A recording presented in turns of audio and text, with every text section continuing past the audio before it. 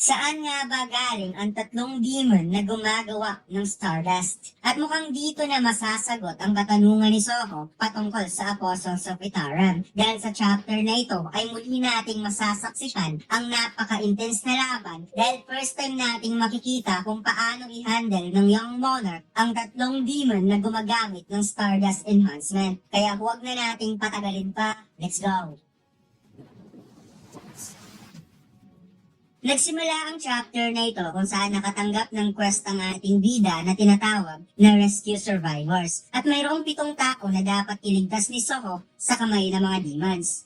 Kagad naging alerto ang ating bida nang nalamang may mga demons sa field type dungeon. Habang severo, napansin din niya ang naging reaksyon ni Soho kaya natanong niya kung ano ang problema ng Young Monarch. Sinabi ng ating bida na mayroon siyang quest na natanggap at mukhang may mga demonyo na nasa malapit lang na nanginidnap ng tao. At nabasa niya ang sinabi ng system na the more people na kanyang ma-rescue, the more reward ang kanyang matatanggap. Kaya naisip niya na baka malalagay sa panganib ang hunter mamaya. Subalit biglang nag-sink in sa utak ng ating bida na sa tingin niya baka may nangyari ng masama sa strike team. Kung kaya't sinabihan niya si Dugyon na umalis ka agad sa dungeon. Kaya natanong ni Dugyon kung paano ito nalaman ni Soho, nasagot naman ang ating bida, kutob ko lang. Inutusan ni Soho ang mga goblin na dalhin si Dugyon sa entrance ng dungeon. Kaya napawait a minute muna si Dugyon at napatanong kung paano naman daw si Soho. Hindi ba ito sasama sa kanya para tumakas? Nasagot naman ang ating bida, hahanapin niya ang strike team, bagay na nagpadilat ng mata ni Dugyon, kaya siya ay napaduko nang na-realize na magiging sagaba lang siya para kay Soho. Kaya sinabi niya na as soon as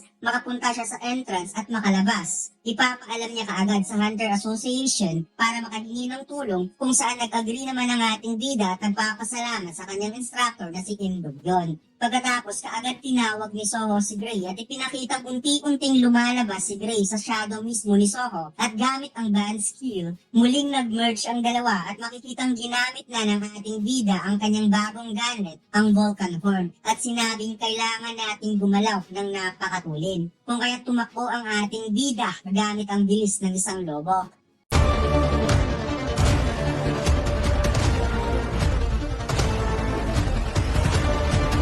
Subukan niyo maglaro ng One Online Studio 4 Episode 7. Ang download link ay nasa baba. Maraming salamat, mga Lods. Pagkatapos, lumipat ang eksena sa rail track ng train kung saan ipinakitang nagkalat ang dugo hanggang sa patungo sa isang lagusan papunta sa kwarto kung saan dito dinala ang mga hunter na duguan at wala ng malay. Tagumpay na i-transport ng youngest demon ang lahat ng mga hunter sa kanilang lungga upang gawing firewood. Kung saan namangha ang kasamahan nitong demonyo dahil mabilis daw itong nakabalik at sinabi niya na ang gate daw na hinanda nila ay malapit ng magbubukas at sa wakas ang mga demons ay makakalabas na. Sinabi ng maliit na demonyo, ang dahilan kung bakit mabilis siyang nakabalik ay dahil natalo niya kaagad ang mga hunter. Nasagot naman ito na bilang pagunita sa mabilis mong panalo against hunter, ikaw ang maglalagay ng firewood supply. Kung kaya't napahigpit ang hawak niya sa buhok ng hunter at sinabi na hindi ito patas. Dagdag pa ng demon na nagputos, natutuwa daw siya na madagdagan ng kanilang firewood. Kasi dahil dito, makakaproduce sila ng isang batch ng Stardust na hindi nagkakaproblema. Paliwanag niya na ang poison daw na naisip nila upang gumawa ng demon secret techniques at awakening stimulant ay nagmula talaga sa berserk poison. At dito'y pinakita ang tatlong demon na ito ay mayroon ding simbolo sa mata na katulad kay Brocky na kinokontrol ng Apostles of Itaran habang hawak-hawak ang Stardust. Sinabi niya na ang umiiral na berserk poison ay kayang i-enhance ang isang kapangyarihan, subalit mayroon itong side effect, kinakain ito ang buhay ng isang user. Na kung iisipin ang effect ng apoy na nanggagaling sa pagsunog ng demonic essence crystal ay kayang pagaanin sa pamamagitan ng pag-replace ng flame of Mistburn na nanggagaling sa impyerno. Kaya sobra talaga siya nagpapasalamat sa apostle sa pagturo kung paano ito gawin. At kahit sila ay gawa lang sa pamamagitan ng sirang soul na galing sa buhay na nilalang, dahilan kung bakit hindi nahihirapan ng apostle na dalhin sila sa mundo ng mga tao, naayon pa niya na salamat talaga sa mga low-ranking demon na katulad nila. Na ngayon ay mayroon silang chance na lumakas kung saan sumang-ayon ang pinakamaliit na demon na tama ang lahat ng sinasabi nito kung paano sila nakatungtong sa mundo ng mga tao. At ang naintindihan ko dito mga lads, sila ay mga low-ranking demons na ginamitan ng apostles ng souls ng isang tao. Kaya dahil dito may kakayahan silang lumakas palalo kahit isa lamang silang mahinang demonyo. So kaya pala kahit sila ay low-rank demon, may pag-iisip sila bilang isang tao. Biglang napansin ng tatlo na mayroong kakaibang presensya na nasa malapit lang sa kanila, kaya napagtanto nilang baka mayroon pang hunter na naiwang buhay. At ipinakita ang malaking pintuan kung saan bigla itong nagbukas sa pamamagitan ng malakas na sipa ni Song Soko at hindi kaagad nag-atubiling sumalakay ang maliit na demonyo. Matapos sirain ng ating bida ang malaking pintuan, napatanong si Soko kung ito na ba ang hinahanap niyang lugar. Subalit siya ay nagulat sa kanyang nakita at napagtanto niya na mukhang mga demonyo ata ang nasa loob ng kwartong ito. At napansin niya ang nasa likod ay mga mistborn na nakagapos na parang may ginagawa ang mga demonyo na kakaibang ritual. Muling tiningnan ng ating bida ang system at nakita niya ang 7 survivors na buhay pa naman ito at ligtas. Subalit siya ay nagulat sa napakabilis na atake na nagpagilat sa kanyang mata nang nakita na nasa liig niya na ang espada ng youngest demon monster. Subalit kahit sa pinakamaikling segundo, nagawa pa rin itong maiwasan ni Soko, bagay na ikinagulat ng youngest demon. Kagad nakabalik sa posisyon ng ating bida at tinanong niya ang tatlo kung sila ba ang pumatay sa mga hunters dahil nakita niya ang dugo sa daanan papunta sa lugar na to. At mabilis nag-unleash ng counter-attack si Soko towards sa youngest demon na nagawa naman itong madepensahan subalit tumalsik pa rin siya sa lakas ng suntok ng ating bida.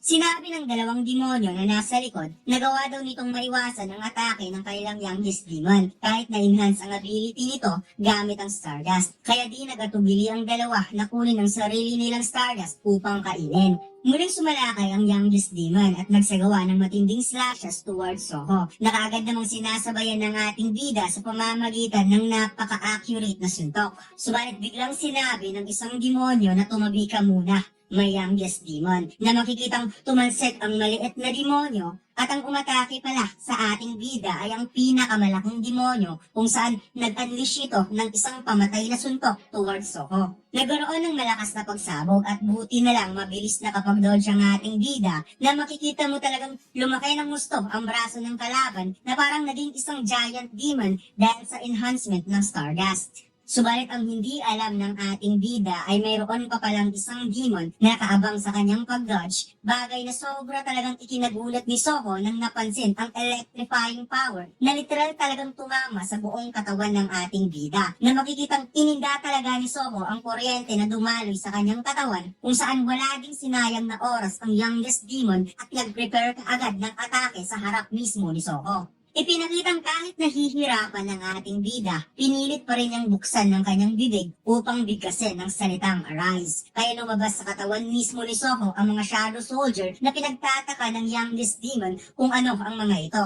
At dito niya na-realize na mga goblin pala ang lumabas para pigilan siya. Nagulat ang demonyo na nasa likod ni Soko at hindi siya makapaniwala sa kanyang nakita. Dahilan kung bakit nabaling ang kanyang pansin kaya nahawakan ni Soko ang kanyang kamay at kaagad siyang hinagis ng ating bida sa corner. Narikol ng demonyo ang isang alaala na sinangayunan naman ng dalawa ang isang nilalang na pumasok sa kanilang isipan. Na ito ang kanilang nakita nung araw na ang lahat ng demonyo ay pinuksa. At ang kapangyarihan na nakita nila ngayon ay eksaktong katulad talaga ng authority ng isang Shadow Monarch. Subalit na-realize nila na although magkapareho ang kanilang kapangyarihan, subalit sa nakikita nila ay sobrang napakanina naman ng Shadow Soldier nito compared sa Shadow Monarch na makikitang mabilis lang tinalo ng youngest demon ang mga goblin ni Soko at kaagad itong na-disappear sa harap mismo ng ating bida. At naisip ng tatlong demonyo na kung hindi naman tunay na Shadow Monarch ang kaharap nila ngayon, wala silang dapat katakutan. Naisip ng ating bida na ang tatlong demon na kaharap niya ngayon ay mas mahihina kumpara kay Brockie. Subalit mahihirapan pa rin siyang talunin kapag sabay umatake ang tatlo as a team. Dagdag pa niya, kahit patuloy niyang ibalik ang mga goblin, nagsasayang lang siya ng mana. Kaya dapat kailangan niyang mag-isip ng ibang paraan. Pagkatapos nagkaroon ng kaunting flashback kung saan tinawag ni Bero si Soko na wikang sinunod niya na ang utos nito na kainin si Brockie upang basahin ang alaala nito, kaya maliit lang na parte ang kanyang kinain at iniwan niya na ang bangkay nito. Paliwanag ni Vero, ang Shadow Soldier ay mas lalong humihina the more time passes since death. At siguro ito ang rason kung bakit pinili ng Young Monarch na itago ang bangkay ni Brocky. Sinabi ng ating bida na naisip lang niya ang nangyari kay Brocky nung nakita niya ang huling moment nito bago ito namatay. Na parang puno ng pagsisisi si Brocky dahil nagawa siyang makontrol ng Itarim. So naisip niya na pwede niya itong tulungan bilang isang malakas na warrior kapag gagamitin niya ang Shadow Authority kay Brocky. Subalit kailangan niya munang hingin ang permiso ni Gray bago niya ito gawin kung saan tumawa lamang si Gray na nag-agree sa plano ni Soko. Pagkatapos dito na, gamit ang Shadow Dungeon Key, ibinaon niya ito sa sarili niyang shadow pagkatapos binanggit ang salitang Arise. At sinabi niya direkta sa shadow mismo ni Brocky na kung nagsisisi ito sa kanyang ginawa, ngayon bibigyan niya ito ng pagkakataon na lumaban muli. Kung mayroon pa itong pagnanasang lumaban, din dapat itong sagutin ng kanyang request. Pagkatapos, biglang umapaw ang shadow ng hyena papunta mismo direkta sa kinatatayuan ni Soko kung saan biglang lumabas ang napakahabang kuko at ang buong katawan ng isang shadow soldier, Hyena Brocky. Nakaharap ng tatlong demonyo ang hyena na si Brocky at bigla nga itong sumigaw ng napakalakas na parang gusto nang magwala at nasasabik ng muling lumaban. At ipinakitang si Brocky ay nasa level 1 lamang with a normal rank. Kaya nagulat ang isang demonyo nang nakita ang hyena at narealize niyang ang taong ito pala ay ang nakatalo kay Brocky. Sinabi ng ating bida, ang laban nila ngayon ay pantay na. Siya, si Gray at si Brocky. Pinantayan lang niya ang bilang ng kalaban. Subalit na paluha nga itong si Vero kung bakit hindi siya binanggit ng Young Monarch.